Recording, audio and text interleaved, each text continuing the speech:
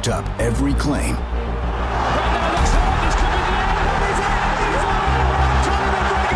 With tremendous skill inside the octagon. Looking to finish the fight.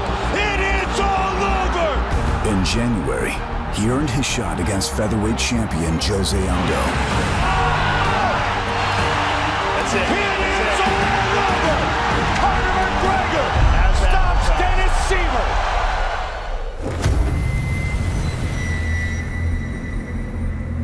But less than 3 weeks before the championship fight, Jose Aldo injured a rib during training camp and was forced to withdraw.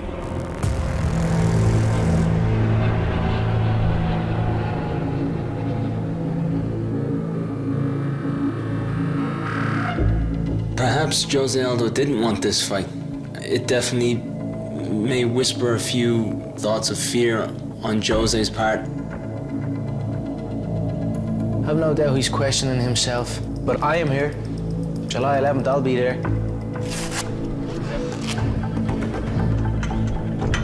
I step up and fight. I don't you out like the rest of them. With Aldo's timetable to return unclear, the UFC introduced an interim belt. And there was an obvious opponent that could step in and face McGregor. #1 contender, Chad Mendes. He was an All-American wrestler in college, and over the years, he has developed staggering knockout power. There's the right hand. And oh, man. Huge right hand by Mendes. Winner by knockout. Chad Mendes.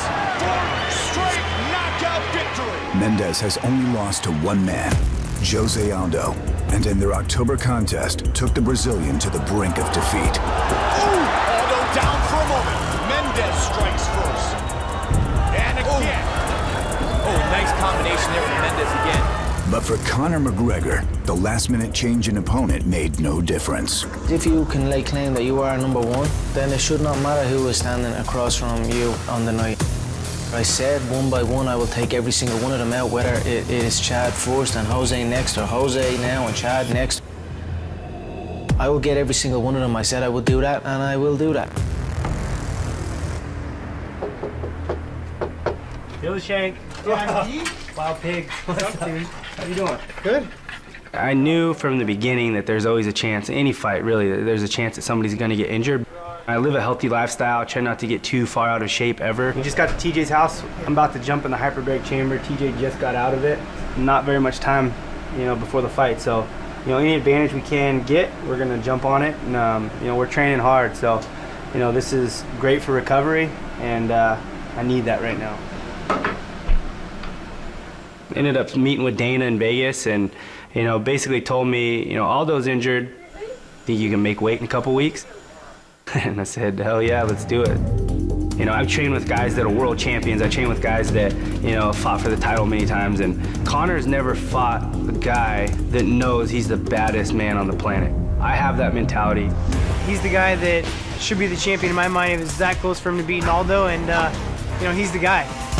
He can go 25-minute fights for championships. He can take a punch and deliver big punches. He's just been doing everything you need to do to position yourself to get that strap. Conor's a guy that I've had my eye on since the first time I saw him fight in the UFC.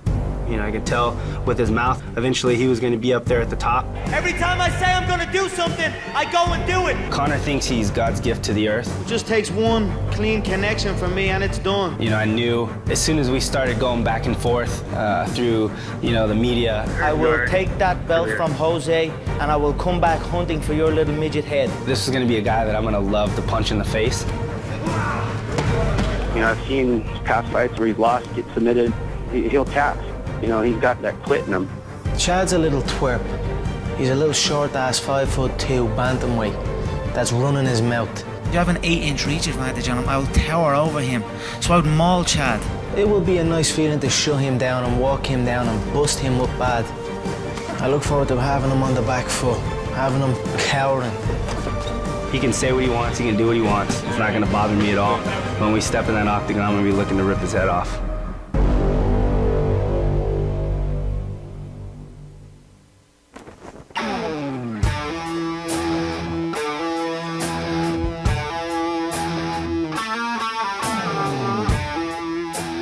Conor's been training for Aldo. You know, I think a stand-up war. And I think the question's always been asked is, how's McGregor's ground game? Chad's a bad matchup for Conor McGregor, and I think Conor knows that. A guy like Dennis Seaver was able to take him down multiple times. He kind of shot kind of elementary style wrestling shots and wasn't able to hold him down. You know, we've never seen Conor get in there and be tested against someone the level of wrestling as myself. Let's go. Ready to go in 5 seconds. Work time. Let's go. Nice, Chad. Chad's got the perfect recipe to get him to the ground. I think he's the strongest wrestler in the division. You know, we're gonna have to see things of McGregor we haven't seen before. Come on, let's go. 3 minutes. Nice, Chad. I'm gonna get in there, I'm gonna show him what the hell American wrestling's all about. I'm gonna put him on his back and I'm gonna punch a hole in his face.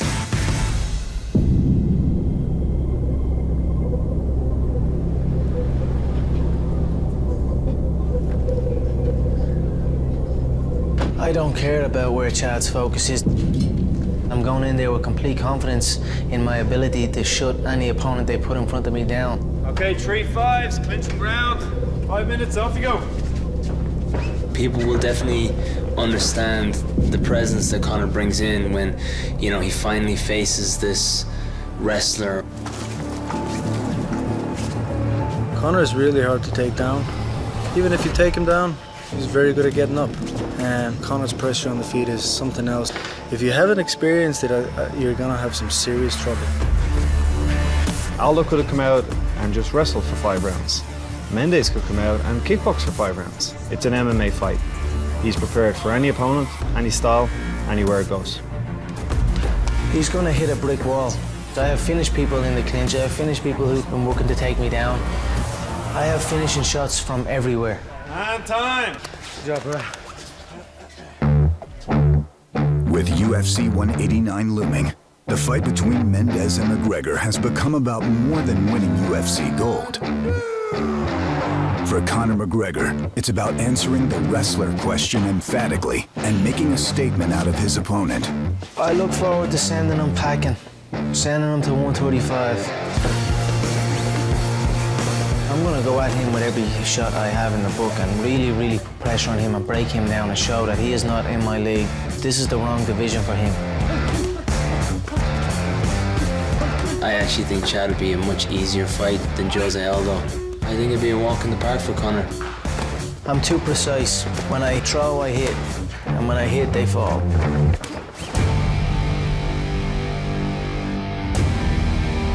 And for Chad Mendes, this fight is all about opportunity.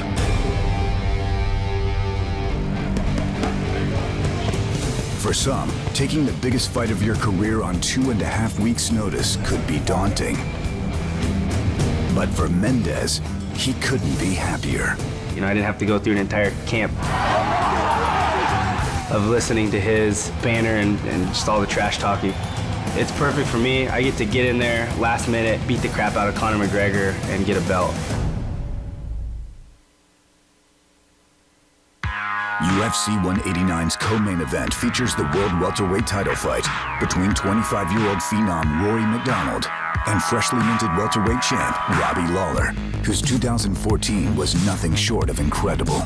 Last year was a hectic year for me. A lot of fights, a lot of training camps. Oh, he's hurt. Lawler hurt him. In March, he battled Johnny Hendricks for 25 minutes for the UFC belt. Lawler, again with a combination. Wow. He would come up on the wrong end of a close decision. After the Hendricks fight, Robbie Lawler knocked off contender after contender. Here's a big knee. And another shot. He's done. He's done. It is all over! Nice kick to the body. Oh! Ruthless Robbie Lawler! Lawler wanted to prove he could beat Johnny Hendricks the second time around, and the UFC heard him loud and clear. Pretty direct message. He wants his rematch.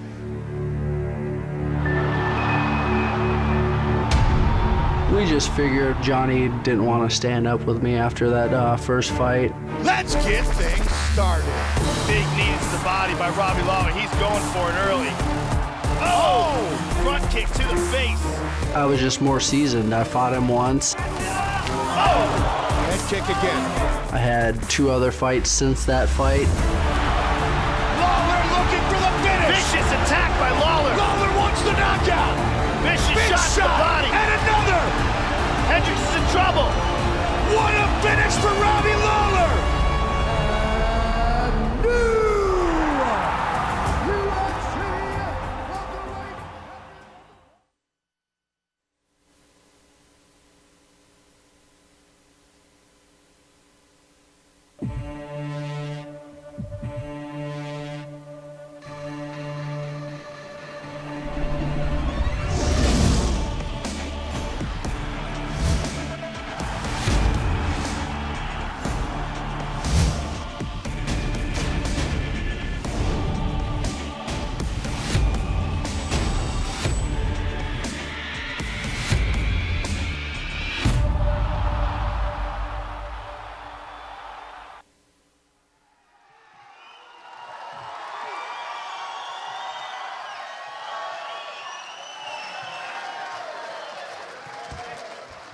Good morning, everyone.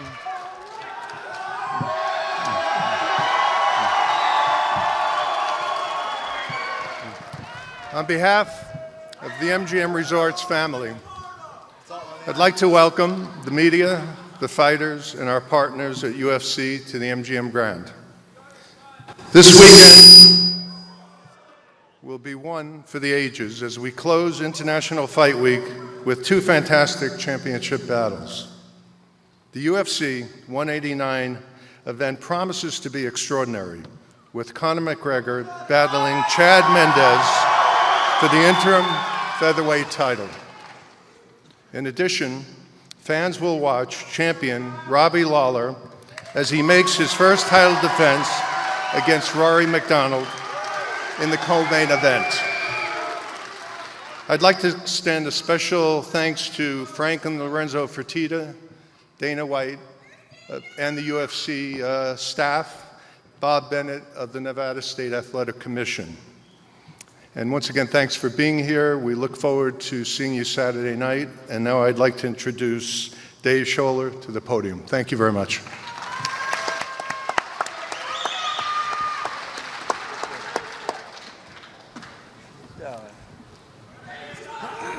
How's everybody doing? Is Ireland here right now? Any Sacramento in the building? Thank you all for joining us here. I apologize, Dana's not going to make the press conference, so you're stuck with me. A couple quick notes. Excited to be here today for UFC 189. Don't forget, Sunday, immediately following UFC 189, we have the Ultimate Fighter finale. And International Fight Week also features the UFC Fan Expo. Hope you guys have all downloaded the app on your phone so you can keep up with our current schedule. With that being said, let's get to the first question. Dave, John Morgan, MMA Junkie, USA Today Sports. Quick questions for you, if I could. Obviously, this is not the fight we originally wanted to see, but some people are saying it's maybe a more interesting fight now because Stylistic. Can you help us understand from a business perspective the metrics and things that you guys track? What has changed, either positively or negatively, since the fight changed? So you've seen our ticket sales. Our ticket sales are now at $7.1 million. So congratulations to all you guys making this the biggest event in the history of the UFC for Las Vegas and the United States. Our pay-per-view pre-buys, John, are through the roof. This is on pace to set big records. And in addition to that, all the metrics that we use, web traffic is up double and triple in most instances over the next biggest event this year and last year. So this is a big, big event. And then we have over 16,000 fans expected into the arena on Saturday. Sunday tickets are selling well, and we're going to have a record crowd at the Expo. Can you help us understand, obviously Jose is not here, some confusion. It just seems like there were some doctors' reports saying he had a broken rib, some saying he didn't have a broken rib, and there seems to be this feeling maybe the UFC was trying to get him to fight with a broken rib to protect, you know, the integrity of this event, that sort of thing. Can you just help us understand what happened and how this all went down? So let's start here. Jose's health and safety was always number one, and it always is with all of our athletes. So any rumors or social media that you see that we're forcing Jose to fight is categorically false. The bottom line is there were difference of opinions in the actual x-rays and scans that were looked at, but the bottom line was it was a significant injury, and Jose decided that he couldn't fight, and that's understandable. Obviously, again, his health and safety is first and foremost. He had a serious rib and cartilage injury, and I know he's going to be watching Saturday night. Thanks, David. And last thing, I know we're here to talk about this weekend's events, but overnight we saw some social media posts, I think, regarding Travis Brown. Yep. Can you give us an idea of, is the UFC looking into this, what you know about it, and is anything being done at this time? Sure, so I'll actually read a statement regarding that matter. UFC is aware of these social media allegations made against heavyweight Travis Brown. The organization requires all athletes to act in an ethical and responsible manner as mandated by the UFC Fighter Code of Conduct policy. The UFC will not tolerate domestic violence or any other violation of the policy. However, every athlete is deserving of due process. In this situation, as with any official allegations, will be duly reviewed and thoroughly investigated by an independent party. As a result, Travis Brown will not be participating this week in International Fight Week activities, and we'll regroup as soon as we have more. Thanks, Dave. I appreciate that. Just real quickly, if I could, for the fighters, start with Conor. Conor, obviously, Chad is getting a lot of credit for stepping in on short notice, but you're also, taking an entirely different stylistic fight on short notice. I just want to ask about your mindset and the decision process. How much of the 2,400, 2,500 Irish fans flying over here coming to fight, how much did that factor into your decision to take a completely different fight? My mind is absolutely bulletproof, solid as a rock. I am number one. So if you are number one, who gives a shit if number two steps out in place of number three? At the end of the day, I'm number one. So it makes no difference who is standing across the octagon from me. I will win. And of course, as you said, the fans that have come over here, to make the trip from my home city to here to Las Vegas is a once-in-a-lifetime trip for a lot of people. It takes a lot of sacrifice and a lot of saving up. So, of course, I was going to show up and compete regardless of who was across from me. That's why I was willing to take the 155-pound fight, the 170-pound fight. Whatever fight was available, I was going to take a fight. So I am happy to be here, and I am happy to be representing my country on this stage. I am happy to be giving the UFC a $7.1 million gate because it is me who has given them this gate, nobody else. Realistically, Dave here shouldn't even be up here. I should be on that podium. I should be standing right there. That should be my spot, and Dave, maybe you should sit here because it's me who's at the bringing all this. $7.1 million gate, highest numbers every time. We have superstars singing us into the octagon. Who do you think got that? Me.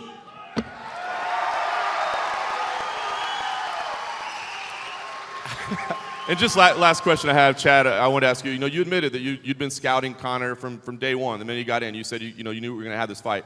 So take away all the hype, take away all the bravado. What do you think about him as a fighter? As you break him down just as an opponent, what do you think of him as a fighter? I mean, in my opinion, Conor is a very one-dimensional fighter. He's a long southpaw stand-up fighter. He doesn't have wrestling, he doesn't have jiu-jitsu. You wipe all that hype out of here, I'm going to get in there and destroy this dude. Bottom line.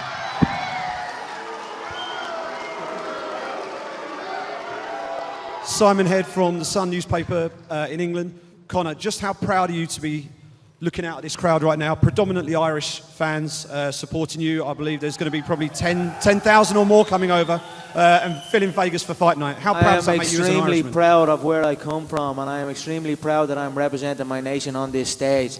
I am extremely proud that my nation are running the fight game. You know what I mean? That fills me with pride. And when, again, tomorrow at the weigh-ins, when 10,000 fans fill the arena for the weigh-ins and make it the most attended weigh-ins in UFC history as well.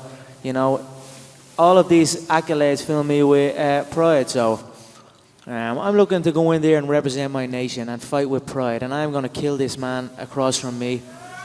He's a little 5'2" twerp. He should have kept his mouth shut. And I'm going to slap the face off him, and that's it. And Conor, I'm going to fucking embarrass you, dude. I'm going to destroy your life. I've got a quick follow-up for Chad. One of the mistakes that a lot of Conor's opponents have made in the past is they've become emotionally involved in the fight. And you've had a memorable back and forth with Conor, particularly the one on British television. Is there a danger that you are now too emotionally invested in this fight and you're not going to be able to think clearly on fight night? I mean, honestly, man, I can barely understand what you're saying. We're getting an echo back here, so it's hard to hear. But from what I got from that, I mean, dude, I've been a top-level athlete my entire life. I've dealt with guys like this my entire life, and I beat them. So, this is nothing new to me. Obviously it's going to be good to get in there and fight and beat this dude, but, I know what I got to do. I'm going to stay focused. I have a game plan. I'm going to get in there and I'm going to destroy him.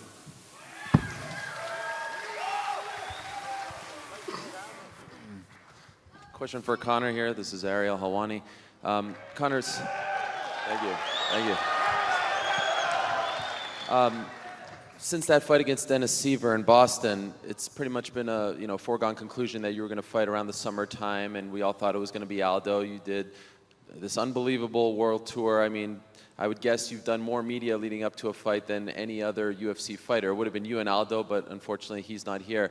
At this point, after all that media, the world tour and everything, do you almost feel like a caged animal, like you're about to finally get to do what you're here to do? I'm waiting patiently to pull the trigger. So we've done a lot of build up into this. Like I said, I built this event. This is the McGregor show, make no mistake about it. So when I go inside that octagon, I'm going to pull the trigger and eliminate my opponent, and I'm going to enjoy every damn second of it. Do you think that this fight would have generated $7.1 million if it was you versus Mendes from the get-go? Or was a lot of that because it was the Aldo fight, the title fight? Yeah, I feel it would. I feel with the roll-off of the Seaver fight, with the record-breaking numbers in the Seaver fight, it was continuing to grow. It does not matter who's in front of me. If it was somebody other, if it was Frankie, it would still roll through. If it was Nate, it would still roll through. Whoever they have, as long as it's me on the other side. Let's say I pull out. And it's Jose and Chad up here. The gate easily. Chad's last gate was $545,607. That's less than my show money. It's absolutely embarrassing. So as long as I'm here, the numbers remain. And one last one for you, Conor. Always enjoy asking what you foresee in the future. And since they're without a main event as of right now for September 5th back here in Las Vegas, and I know you want to fight in Dublin, how do you foresee the second half of 2015 if everything goes your way on Saturday? If Jose comes back from his little jog he's had going on, maybe we can do it. But I don't think he's coming back. But we will see. I mean, there's no coming back from what he went through. He got annihilated all through the build-up, and mentally broken, and then he became physically broken. So who knows what's around the corner? But you cannot bring the show into Dublin, the show that I built in my home city, and not have me a part of it. So I don't care if it's in front of 60,000, 70,000 in Croke Park, or it's in front of 9,500 in the O2. I still will be on that show. Okay, and then one for Chad. Yesterday, I don't know if you can hear me. Can you hear me, Chad? Yeah. Yesterday, Conor was talking about some tweets that you sent to Jose Aldo, and he said pussy move, yeah? That was a pussy move, little You're coward. a pussy, dude. Trying to be friendly. You're trying to be little friends with him. Oh, please, can I have your fans? It's a bitch move, yeah? It's respect, it's what a man does when he's close to something death. You know nothing when about. When a man is close to death, that's what he does. He looks to punch up. When a man is close to death, that's what he looks to do. He looks to buddy up. Keep talking. I can't even understand what you're saying. Well, my question was, why did you send those tweets? What made you do that? It's about respect. I knew that there was going to be a ton of Brazilian fans here. These guys want to see me destroy this dude, and I'm going to do it.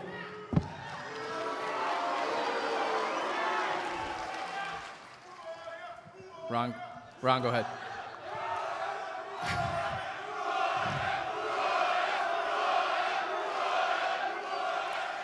Hey guys, Ron Kruk with Inside MMA on Access TV. Let's start with Conor. Conor, there have been some reports that you are dropping as much as 27 pounds, maybe 20 pounds to hit the target mark at the weigh-ins. Is that accurate? And if so, is that a normal weight cut for you? I do not mess around with this game. I take this game very, very seriously. It's the reason why I have been out here living in the desert heat the last 12 weeks with a 20-strong team that I have grew up with, that I have came up in the game with.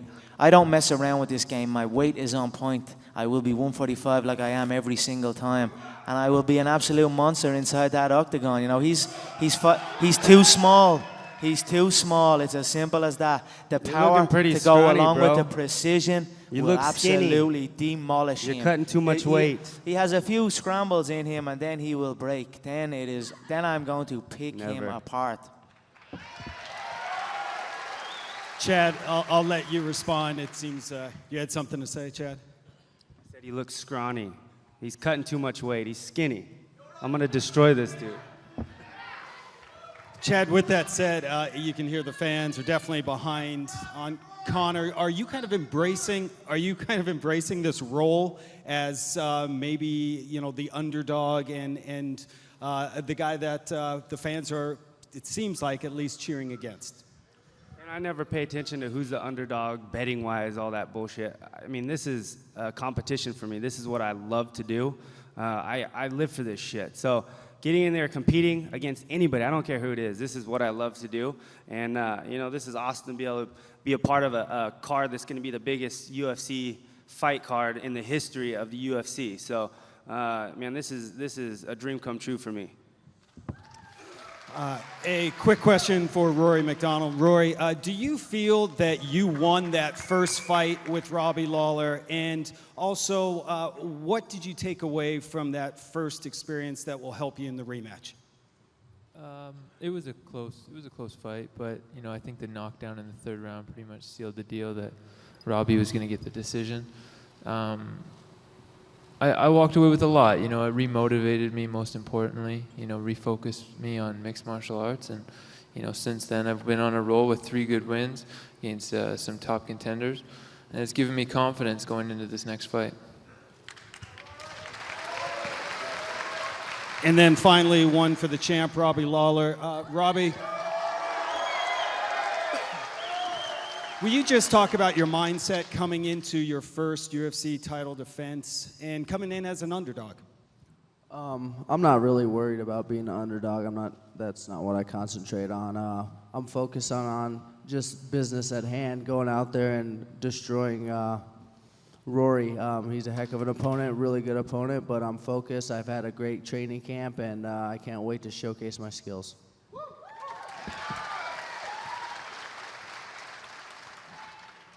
Chris Matthews with KLAS TV, CBS here in Las Vegas. And Chad, can I just ask you a little bit about your superior wrestling skills, the advantage you would have, but his huge reach advantage, the disadvantage you might have in that? As far as wrestling goes? Well, your wrestling skills are superior to his, but then his reach advantage is gigantic over yours. Just the pluses and minuses of that. Yeah, I mean, every person I've ever fought in the octagon has a reach advantage over me. I mean, this is nothing new. You know, so most people that Mike Tyson got in there and fought, you know, had a reach advantage on that guy too. So, you know, I'm the type of guy that has the athleticism. I'm explosive. I can close the distance. You know, I'm not afraid of reach advantage over me. And I have the wrestling ability to put this dude on his back, anybody in the division, to put them on their back. And I'm confident going into this fight. Conor, let me just ask you, you mentioned in the past that you're going to butcher this guy. Explain that to me. Yeah, his facial structure will be rearranged after the fight. He has, you know, you talk about his entries into the exchanges, but really he has only been semi-successful against really, really low par grapplers on the feet. Other than that, he has looked very, very, very basic. He backs up. He is a novice in my eyes. I look at him as a novice. He throws an overhand right. He looks at the floor, closes his eyes, and hopes for the best. This is day one beginner stuff where I come from. So he will find out the range and the difference in skill level when we face and when we collide. Richard Hunter, CBS Radio. Question for Conor McGregor. Conor, you brought your whole camp in over from Ireland. We know you've been here for quite a while now. Can you tell us, was there any change from the day that you thought Jose Aldo was your opponent to the first day that you knew Chad Mendes was going to be the opponent inside the camp? Were there any changes made whatsoever? Not one bit. I had my full team out here already. The ship was sailing smoothly. My coach came in. It was maybe 1 p.m. I was still asleep, and he came into the room and woke me up and says, "Hey, Conor, it looks like Jose's out. It's going to be Mendes." I opened one eye. I said, "They are all the same." I closed my eyes. I went back to sleep, and that was that. It makes no difference. Question for Chad Mendes. Chad, you have the advantage of having trained and competed in multiple 5-round fights here. Conor obviously hasn't had to go that far. A lot of people think that if you have an advantage, it's going to be trying to take him in deep and then grinding him out. How much of a factor do you think your previous 5-round fight experience is going to have here? I mean, I think that's huge. That's a lot of experience. You know, he's cutting a ton of weight. I mean, this guy is going to start fading in the later rounds. You know, wrestling makes you tired, and we're going to test that.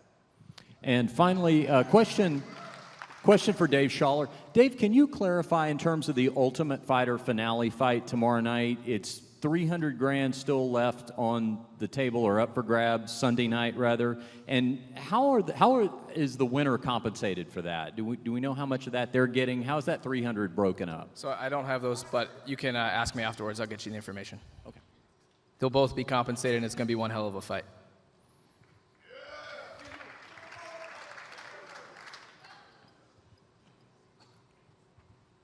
Spencer, go ahead. Spencer Kite with the Province in Vancouver. A question for Rory. You seem far more relaxed and almost excitable and engaging this time around, which is different from previous fights. A lot of people have always talked to you about that. You seem more comfortable. Can you just talk about what it is with this fight that has you in sort of a different headspace this time around? It's my focus. You know, I'm pretty relaxed right now. I think that comes from confidence. You know, I'm just focused on the martial arts right now and focused on this fight, getting through this fight. You know, I really want to put on an impressive show.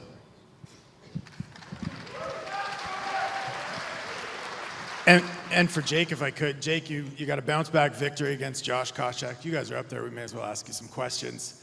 What was it for you that you needed in that fight with Josh to sort of get back into the win column and reset here heading into this fight?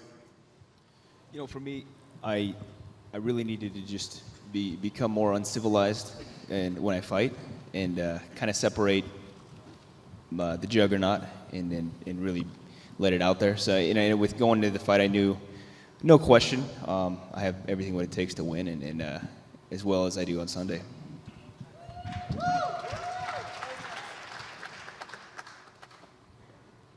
Amber Dixon, KSNV Las Vegas. My question is for Chad Mendes. Conor has a knack for trash talking. Out of all of the trash that's been talked, what's been most personal for you? What will you use to motivate you the most? Yeah, he's a black belt in trash talking. I mean, it comes natural to the dude. So, you know, this has been a fun ride going through all this with this dude. You know, I mean, this is a fight that, in my opinion, you know, like I said, you throw all that hype, that trash talk away, this is an easy fight for me. So I'm going in this focus. I know what I have to do. He can say whatever the hell he wants to say, but, you know, I know what I got to do. And what makes it an easy fight for you? What makes it an easy fight for you?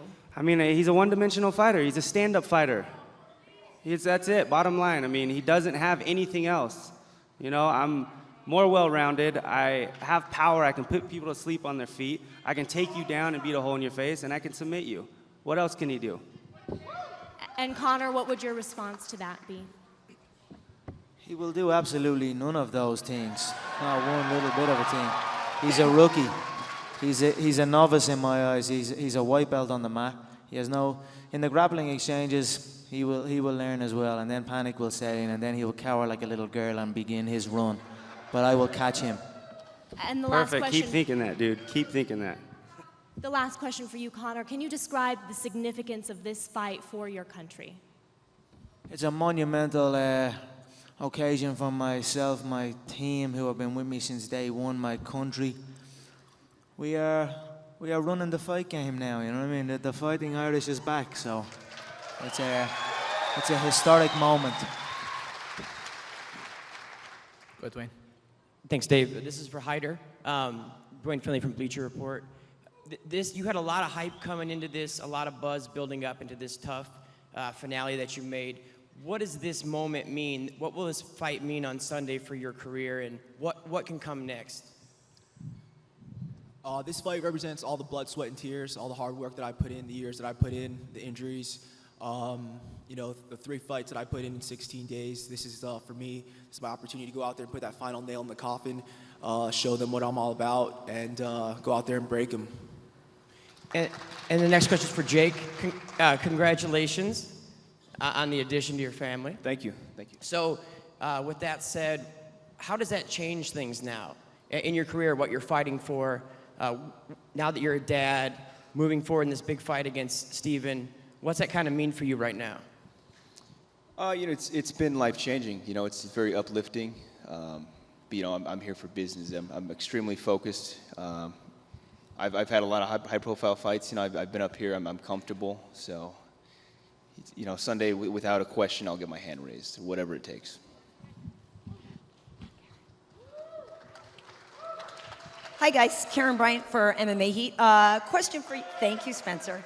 Connor, question for you. What's the significance? How did it come together to have Sinead O'Connor here? Was it simply that you two was unavailable?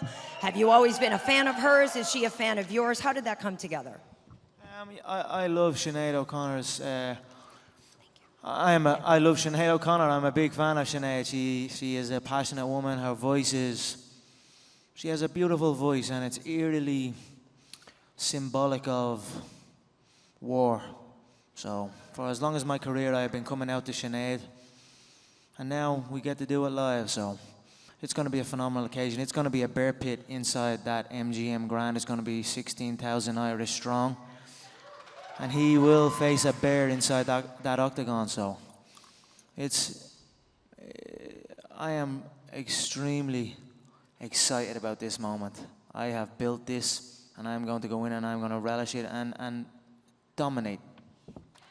And Kamaru, I have a question for you. Obviously, people were watching. If you watch The Ultimate Fighter, you know that a lot of people on your team did not want you to be the one to represent you guys in the last fight. So how have you processed that? What kind of adjustments have you made? Since the show in preparation, we all know that Hyder's got that big punching power. So what adjustments have you made? And sort of what are you feeling knowing that you weren't the guy that everybody necessarily wanted? At the end of the day, just kind of assessing it. Initially, it's a bit hard to take in, but all through life, my dad's always taught me people are going to doubt you. Some people aren't going to believe in you. It's how you believe in yourself, and I've proven it going out. I believe in myself, and in every stage of my career, whether it's from wrestling to getting to this point, I believe in myself, and I go out there and I give it my all, and that's brought me this far. And as far as punching power, damn near everybody has punching power. If you look at the welterweight division, everybody has punching power. That means absolutely nothing. I've been hit before. In our sparring session and practice, each and every one is a pay-per-view event. So that's going to mean nothing to me. I'm going to go out there and implement my game and do what I do. And break is not a word he should ever associate with me, because that's not something I do. I'm a wrestler at heart, 100% wrestler, and I do the breaking. And Hyder, for you, obviously right now you've got that great benefit of having the champion in your camp preparing at the same time. How much has that helped you prepare for really what is the biggest fight of your career? Yeah, just having Robbie there with me even during the season. I've always looked at him as a big brother, mentor. Just for what he's accomplished in his career, the mindset that he has. His fighting style is something that I try to implement. He's trying to go out there and rip your head off, knock your head into the upper deck, and that's something that I always try to do. I'm a guy that goes in there ready to kill and prepared to die. And anytime you have that type of mentality, only great things will happen. So I'm excited for this fight, and I'm going to bring it. And Robbie, for you, just sort of what have you seen? Obviously, you are a leader, at your gym. When you look at somebody like Hyder and he says he emulates you, how does that make you feel? And what have you seen in him and some of the other young guys in the team? Yeah, it feels good. These guys looking up to me. But really, I'm just trying to lead by example, do the right things, train hard, and go out there and try to beat people up. So I think they appreciate me. The quiet guy doesn't talk very much, and I just go out there and handle my business and put on a great show. Great. Thanks, guys. So, Richard Hunter, to follow up on your question, there's $300,000 at stake for the winner of that finale between the two guys, and that will be divided up according to the owners. And as far as the financial contracts, those are confidential. Yes, 300. Yep. Ariel? Question for Steven. Jake got back on the winning track not that long ago. He was on a bit of a losing streak prior to that. How do you assess that performance? Was that a win over maybe a guy who was at the tail end of his UFC career, or do you think that he is really back on track? To be honest with you, I do think he is. I mean, his last 3 losses were top guys in the division, so I don't take that away from him at all. And beating Koscheck, I mean, Koscheck is, he's down to throw, he's a good fighter as well. So, I'm just ready to step in the octagon Sunday and show the UFC, show the fans that I'm ready for that next level of competition. And I know you helped Chris Weidman out when he was preparing for Anderson Silva, but now it seems like almost the tables were turned where he was helping you out a lot. He went to South Carolina and all that. What's the relationship like with Chris, and how much confidence does it give you to have the champion in your corner? It's a huge confidence builder to have Chris in your corner. I mean, for your camps, he invited me to his first training camp with Anderson Silva. I've been there ever since. He's a good buddy of mine, good family man. And it was a privilege to have him down to South Carolina to train with me, get ready for my man Ellenberger. So, it definitely puts a smile on my face to know that the champ has got my back. So it's pretty cool. And a question for Rory. I can't help but notice the hair is changing once again. What's going on? What's the significance? Are we going away from the mohawk now? No, I'm gonna get a haircut. Don't worry. Okay. All right. Just a little lazy right now. All right. Cutting weight. I was worried. And then just another one for Conor. Talking to a lot of your fellow countrymen, some have said that this is the biggest moment in Irish sports history since Italia '90, when the Republic of Ireland made that great run. I know you were just 2 years old when Italia 90 happened, but do you remember talking to people as you were growing up, like what that meant for the country? And did you ever think that I could be the guy to bring, the Republic of Ireland back on the world stage once again? I remember the buzz at the time, yeah, but I always thought I was going to be the one to do this. If I did not think that, we would not be here. Every day myself and my coach, we said, we are going to change the face of the fight game. We are going to introduce the Irish public to true martial arts, to true fighting, and that's what we have done. And now we are on the world stage. Now the game is about to be wrapped up in a little bow. So it's a monumental occasion, and I'm extremely, extremely proud of it. And this event is exactly 6 years since UFC 100 happened. And I'm wondering if you watched that event live and if you had those same dreams that, wow, I could be. I mean, this almost feels like the biggest one since, in some ways, for the July 4th weekend cards. Yeah, 100%. I'm a dreamer. I always dream. I always visualize. So, of course, watching UFC 100 and seeing the magnitude of that event and the fact that we have surpassed that. I am 26 years of age, and I hold every record in the game. And on Saturday night, the pay-per-view record will be the final one. So it's been a phenomenal journey, and at the same time, I'm at 26 years of age, I am still young, and I already have every record, so I am only warming up here. We have seen nothing yet. Okay, and then just one last one for Chad. Obviously, ideally, you'd rather have a full training camp for a fight of this magnitude, but are you almost a little bit happy that you didn't have to go through the world tour and all that and, be around Conor and listen to him? Because it seems like sometimes you don't enjoy that process very much. Oh, yeah, definitely, man. This is perfect for me. I get to, be in shape. I get to come in last minute, fill in for someone that was injured, and whoop some ass. So, yeah, this is perfect. Chad, Gareth Davis from the Daily Telegraph. Just following on from that, obviously, as you say, you kind of perhaps had the blessing of not having to go on the media tour with Conor. Do you actually think he is disrespectful, or is it just the fact he has this great self-belief in himself? I can't tell if the guy's being disrespectful or if he's being calculated, but either way, I mean, this is a fight. I mean, he can say what he wants to say, and we're going to get in there. Once that octagon is locked, it's going to be a war. So, like I said, this guy is the type of guy that's going to try to get in your head, trying to pick you apart before you even get in the octagon, but it's not going to happen with me. Just to take you back a few months, obviously I was in the studio in BT Sport in London when you were on the live link. Conor was in the studio with us that night. And before you had the chance, or Conor had the chance to answer how tall he was, there was the whole "he'll rest his cojones on your head" comment, of course. What we never got to the bottom of, or I never got to the bottom of with you, was why were you asking him how tall he is? Because he's always calling me Mini Mendes, and he acts like he's 12 foot tall, but he's not. And he's going to be laying on the ground Saturday night, that's for sure. And a final question for Conor McGregor. Conor, do you think Chad's disrespectful of you, calling you one-dimensional?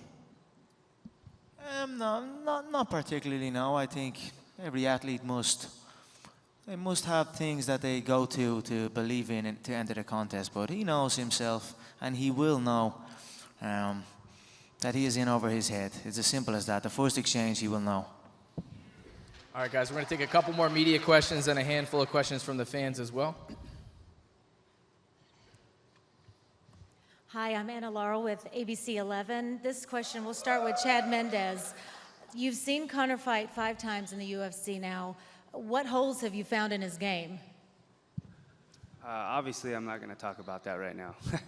I'm about to fight the dude on Saturday, but there definitely are some holes in his game. I've picked that stuff apart. I've watched a lot of tape on this dude, and I'm ready for this fight. Conor, do you want to answer that? Do you see holes that you want to tell us about in Chad's game?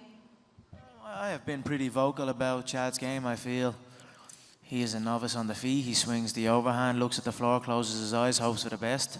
Even his wrestling entries, I feel, are very... I don't see smoothness in the wrestling exchanges. It's more of a drive, a push. When I look at him compete and I look at him train, I see fatigue, I see inefficiency. And when that happens against me, you are in a lot of trouble. This isn't fucking yoga. We're fighting, dude. It's going to be uncomfortable. Have you trained differently knowing you're going to be fighting Conor? What was that? Have you trained differently knowing you're going to be fighting Conor? I mean, we have guys on my team that are tall, long southpaws that can emulate this monkey over here. I've been ready for this fight since the first time I've seen him fight in the UFC. It's a guy I've been watching for a while, so we'll be ready.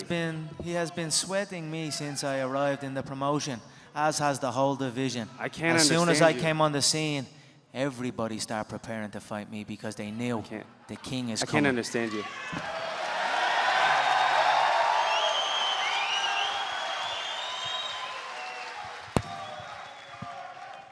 Mike Martinez from UFC.com. Conor, I just have one question for you. Normally these weigh-ins are held in smaller venues. Tomorrow it's going to be in the arena.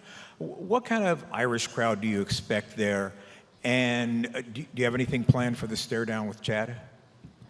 I don't plan nothing, not one thing. I enter everything formless and trust in my reaction and trust in my approach. But as far as what do I expect? I expect 10,000 screaming Irish fans inside that MGM for the weigh-ins that are gonna give me that lift.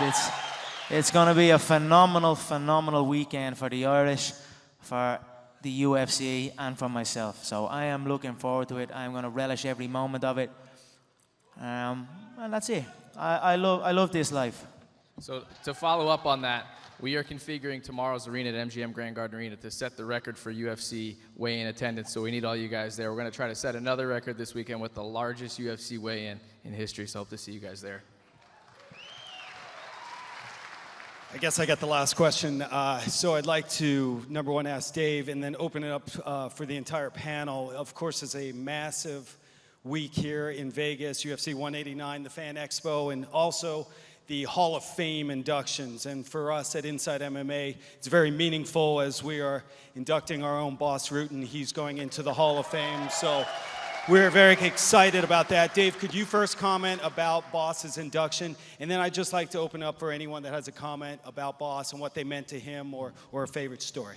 I mean, plain and simple, Boss is a pioneer. He deserves to be in the Hall of Fame, and to watch him get up there alongside BJ Penn, the late Jeff Blatnick's family is going to be there, and then Trigg and Hughes. It's going to be a huge occasion. I hope you guys will all join us for that. Boss has had a big effect, and I think his success also overseas has paved the way for many of our fighters who've joined us from Europe and other parts of the world. So he's meant a lot to this organization, and we're happy to put him in the Hall of Fame. Yeah, Boss is the man. I mean, this is a guy that I grew up watching fight, but I think more importantly, just that guy's YouTube self-defense videos were unreal. It's something I'll never forget.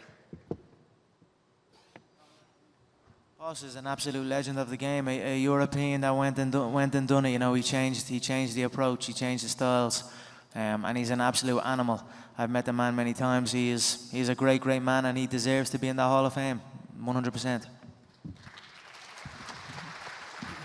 Yeah, bosses, I've met him many times. I was with him at the IFL. He was awesome to be around. He's an awesome guy. He's an awesome fighter, and he's an awesome commentator. All right, with that being said, we're going to take a handful of fan questions. Paige has the mic, so we ask you to just put your hand up. Go ahead, Paige, pick one, and we'll take a few from our fans here. Just ask that you stand up when you ask your question, sir. All right, 2 questions. I'm going to have one question for Kamaru and one for Chad. So I know a lot of the fans here are obviously pulling for Conor, but my question is, first off to Chad, is how do you think the fans will take him if he were to lose this fight? Do you think people will even really pay attention to really what he has to say? I know obviously he believes most of what he says, but how do you think just people will assess him after if he were to lose? I think when he loses Saturday, he's still going to have all his Irish fans that are backing him up. I mean, this is his country. These are people that are going to stand behind him. But, you know, the hype train's going to come to an end, and it's my time to reign. And for Kamaru, you know, following the show, kind of taking over the team for a while, do you feel like the mood of the team has kind of gone up just because of all the exposure? Do you think maybe a lot of kids kids on the team are more training harder or trying to work their way up now that they see all you guys on the show and all that kind of exposure? Yes, definitely. I think so. I think it's just a testament to what hard work can do for you and how far that could get you. And so I think a lot of kids are watching that and seeing that and starting to implement that in their life and the way they approach the sport.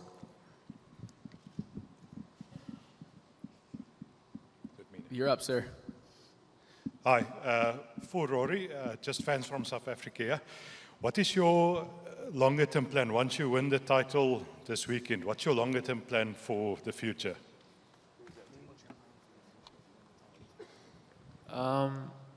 I'm not sure. I'm just going to keep doing what I'm doing. Nothing really changes. I'm just going to go back to the gym and keep working, and nothing really changes. Okay, great.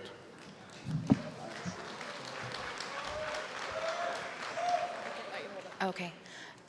This question is for Conor. After you plan on beating Mendes tomorrow, who do you want to fight next, Aldo or Edgar? Aldo's a pussy. Simple as that. You know, the Brazilians pride themselves on, you know, manning up and fight. Usually the Brazilians show up and fight, battle through. You know, if I was to jump under an X-ray machine, I'm sure a couple of little knocks and bruises would show up on me too. But I'm still here.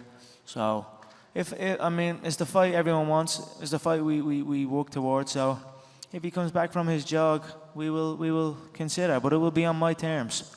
He will do as I say.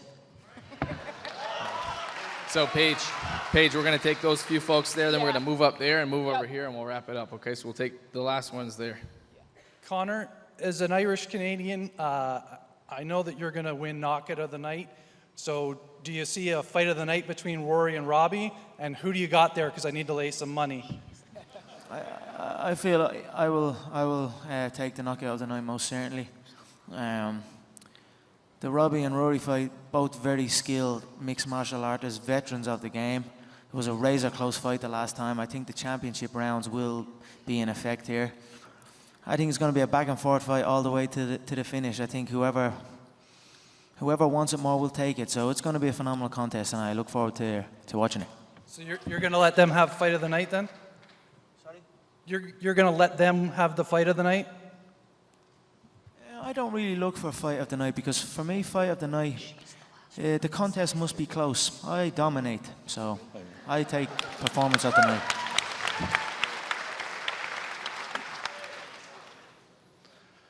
Chad, if this becomes a stand-up game, which I think it will, long as Conor keeps his hips back and his punches throwing down, how do you see the fight going if it goes stand-up? Well, first off, I'm gonna I have to say that I'll probably knock him out. No, we gotta cut. We gotta keep moving. Chad Mendes. After the weekend, you would have lost Jose Aldo twice. Conor McGregor is going to dismantle you. Do you go up or do you go down? What do you do after he beats you? Did you make sure you took your juice this morning, bro? I will win on Saturday. Bottom line. Go sit down. This is Jim Edwards from MMA Late. It's the question for Dave. We know we got the 3 Arena booked for Dublin on October 24th. What are the current limitations to that show being put in a stadium? Can you help us understand what's stopping that at the moment? Are you asking if we have the arena or the stadium? Sorry, I couldn't Yeah, hear. no, I'm just wondering what the limitations are to putting on a stadium show in Dublin at the moment. Right now, there are no limitations that we're aware of. We're evaluating our options for Dublin. We know you fans want a stadium show, but we also have a great arena there. So I think in the coming months, we'll evaluate what we're able to do. And I know the guy to my left wants to fight in a stadium one day. So you Irish fans keep supporting and we'll figure it out. Conor, can you please rip Chad Mendes' head off?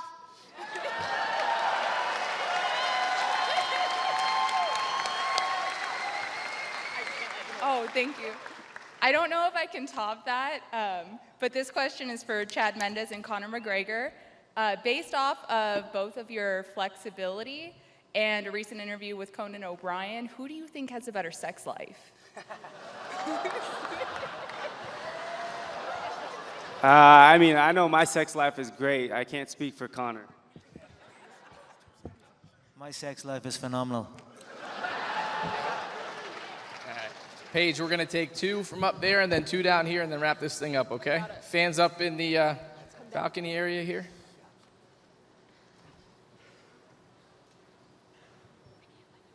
Go ahead, sir. Conor, just from all the Irish fans here, just want to wish our condolences to Brendan's family. Just bring the gold home for him. Yeah, definitely. It's terrible news what happened to young Brendan, and I am just honoured that I got the opportunity to speak with him, and I am honoured that he used his Make-A-Wish Foundation to have a phone call with me. That blows me away, and most certainly I will carry Brendan's spirit in there and represent him and my country well.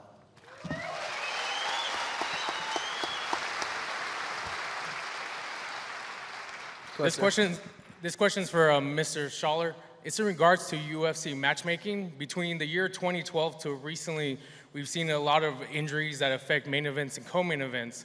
And I was wondering, has there been any ideas of booking, let's say, for example, the idea Ariel had, Weidman versus Rockhold, and then a top contender fight of Jacare versus Romero, whereas if the main event drops out, a top contender can take that spot. Yeah, no, we generally do that. I see your point, and I'm sure Ariel appreciates the credit. But we've been doing that for quite some time. As you saw in the instance of what's coming up here, we have Ronda and Betch, and then you have Jessica and Misha the week before. But generally speaking, we do that. If you think back to that card we had in April on Fox, we had 2 middleweight fights at the top in that instance that we had an injury. So the other thing is, you guys saw a few weeks ago, we're working with great companies like Exos and Fusionetics to help us get out in the forefront of identifying injuries. So we realize it's an issue, and we're trying to address it. Take 2 more from over here.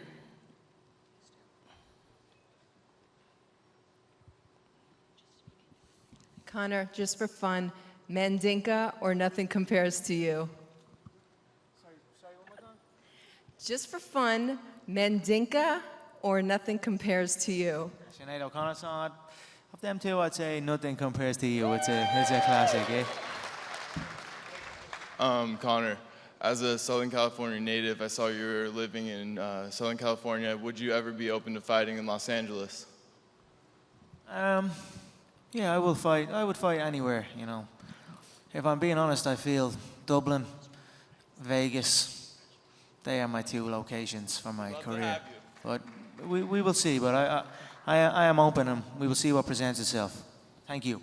Last question. Hi, this is for each of you, both McGregor and Mendes. how have you directly affected your community outside the octagon through giving back or charity service? I do a lot of work with the Wounded Warriors Foundation. I do actually have my own hunting show that I'm starting, so we do a lot of work with these guys and bring them out and really just help these guys get back into society. You know, a lot of these guys have issues coping with obviously the stuff that they go through. So anytime I can get out there and help these guys, it's it's a huge honor for me, and I love doing it. I am in discussions with some charitable organizations as well, and I look forward to giving back to the community that I came from and supporting people who were in the place I was in. So I think it's important for athletes in our position to give back. So I look forward to teaming up with some organizations and doing that. All right, guys, that's going to conclude today's press conference. Make sure you download the official International Fight Week app. It has all of the events going on today through the end of the week. We'll see you at the record-setting weigh-ins tomorrow. Thank you, guys.